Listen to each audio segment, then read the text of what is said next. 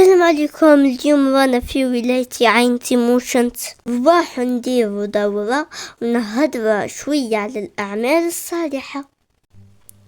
كان على بالكم باللي كاين أعمال صالحة قد تكون تديرها وانت ما على بالكش؟ مين تبلع الباب بالسياس باش ما تنولش واحد راقد، هذا عمل صالح.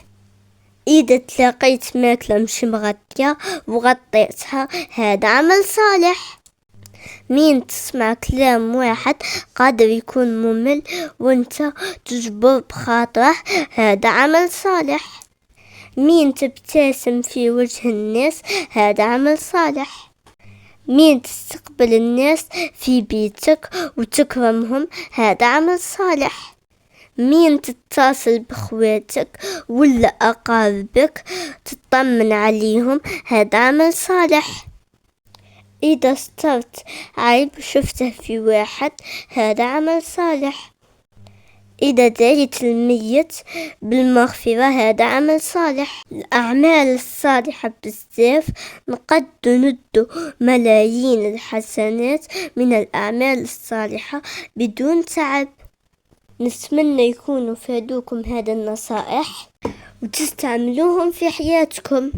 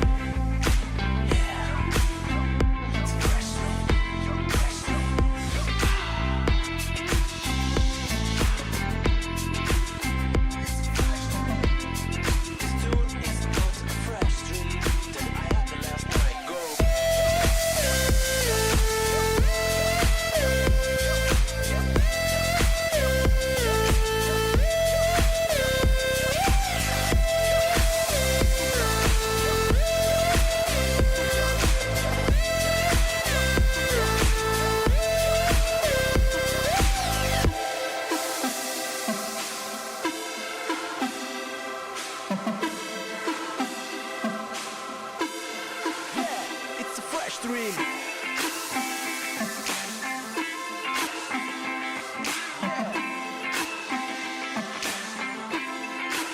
Ooh, it's a fresh dream.